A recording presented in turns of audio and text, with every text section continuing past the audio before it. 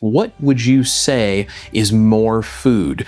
This ground beef or whatever the heck this is? And I'm gonna tell you what that is in just a second, and it's probably going to shock you. But what if I told you that these are completely different in terms of price? I've been asking people that I've heard are quitting the carnivore diet why, and one of the most common answers I have heard is that it's too expensive. So I thought it would be interesting to do a thought experiment and actually go ahead and play this out with a real world example. So I have ground beef here, and we're going to talk about the nutrition and the price of that pound of ground beef. But do you know what this is? Can you guess what it is? And can you guess how it compares to this ground beef in terms of its price and its nutrition? For the exact same price as this per pound, I bought 2 pounds of ground beef. Let's take a look at it. Let's crunch the numbers today on Chris Cookin' Nashville.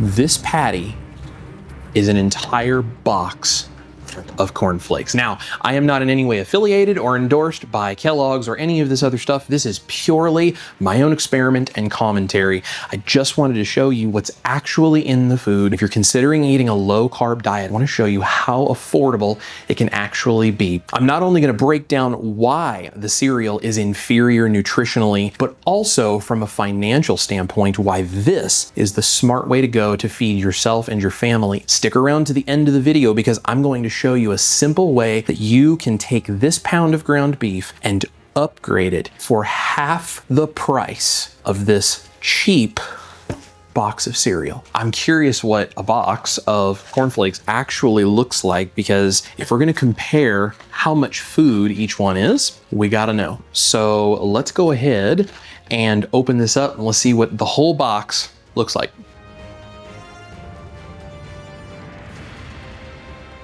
Just visually, I would say, wow, this is definitely bigger than the ground beef. But we need to put this in context. Hang on just a minute. The problem with cereals is they are a lot of air. Let's level the playing field and see what we got.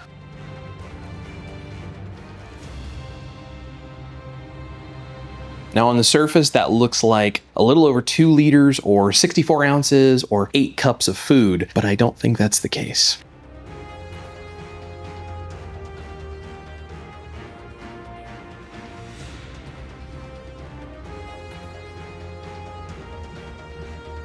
That is a whole large box of cereal. So it's a little more like 16 ounces or 2 cups. So we're talking a quarter of what we visually see on the outside. But there's something else we have to take into consideration. There's still air inside of this. So I'm gonna add water to this by weight so that it is the same percentage of solid particulates to water as ground beef. Then let's take a look at what we've got. I'm going to weigh them out, and I'm going to add 1.8 times that amount of water so that we get the same density roughly between the cornflakes and the ground beef. So let's see what we have in terms of cornflakes, and then we'll add our water. 343 grams of cornflake particulates. We're going to take 343 multiplied by 1.8, and that's going to give us 617 grams roughly of water. So we're going to tear this out. I'm going to add 617 grams of water, and then we'll see what we've got.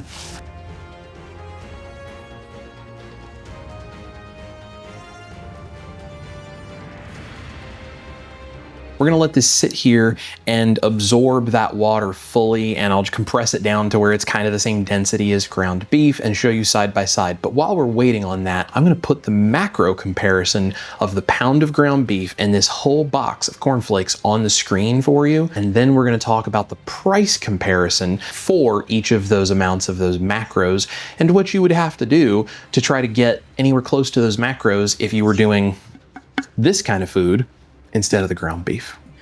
So as we take a look at the macros here, calories are roughly the same between the whole box of cereal and the pound of ground beef. I don't buy that much into calories, but there they are. 1 to 2 grams of fat versus 120 to 124 grams of that beautiful animal fat. Carbs are blown out on the cereal, 280 to 300 grams. That's a month worth of carbs for me. And 0 in the beef. Of course, we have protein, 25 to 30 in the cereal, but that is not bioavailable in the same way as the beef, which is 68 to 76 grams. That's a great source of protein. Sodium, 2,400 milligrams in the cereal versus 300 in the beef, and iron, 90 to 100 in the cereal because it is fortified, 7 milligrams in the beef. But remember, that is bioavailable heme iron. That is stuff we really want in our diet. That's the good kind. So the fortified micronutrients in vitamins and minerals in the cereal is not going to be the same quality as what we find in the beef because that is all natural and bioavailable. So here's what really makes the difference. To get protein, the same amount from the ground beef and the cereal, you would need about 3 boxes of cereal. To get the fat and the satiation in the cereal, you would need around 90 boxes. And for the nutrients like B12, zinc, you would still be chasing beef because cornflakes are fortified. They're low in zinc. You would need dozens of boxes to even get close. And remember, those fortified nutrients are not necessarily bioavailable as they are in the beef. So what this really breaks down to is an average cost where we can try to match cornflakes to beef. And on beef, I've averaged this at $5 per pound. It can go anywhere from $4, even $3 a pound up to much more.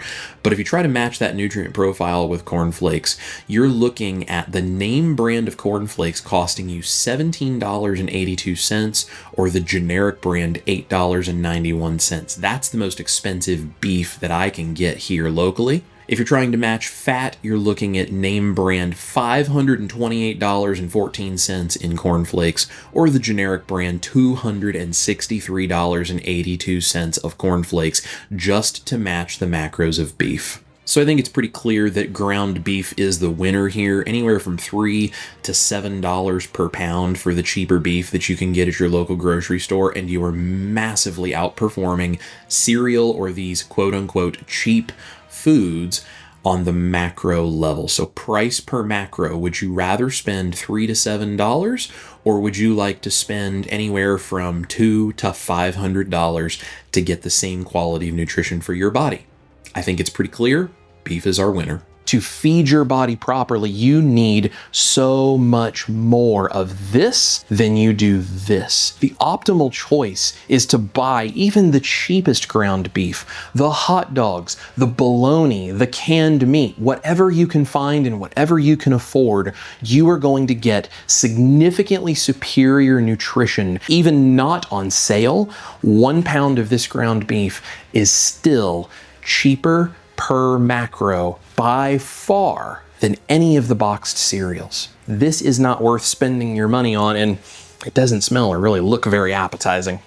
This is fantastic. A lot of people cook it and say, it's just the same thing. I'm getting so tired of it. I don't want to eat ground beef. It could help you level up your ground beef patties to something spectacular with very simple things from the grocery store. So this pound of ground beef has been completely untouched. It is straight out of the package. It's going to taste fantastic. It's beef. We all love beef. We're also going to save all of the fat that cooks out of it so that we get naturally rendered beef tallow to do things like cook our eggs and other things. This ground beef, on the other hand, I have seasoned this with my CCN seasoning, which is going to be in my cookbook. I've also added a 1/4 teaspoon of baking soda per pound of meat. That's your ratio, a 1/4 teaspoon per pound. I have mixed that through the beef very gently. I'm not compressing it and kneading it like dough. I use loose fingers to mix that baking soda and seasoning through the beef really well. It's going to prevent the proteins from bonding as tightly. It's going to help break down myosin and actin. It's going to leave this more tender and more juicy. The other thing it's going to do is it raises the pH of the meat just slightly. So when I put this in the skillet, it's going to brown easier, which means we're going to get that juicy, unctuous, and and crusty burger patty that's going to make this a special meal. I'm also going to do something a little special on the inside of this burger patty. It is worth doing because it's going to make this especially flavorful, because fat is the flavor carrier nature intended us to enjoy. So I'm going to make both of these as burger patties in a cast iron skillet. Let's cook up a couple of ground beef patties and I'll show you how we take this one and make it something extra special.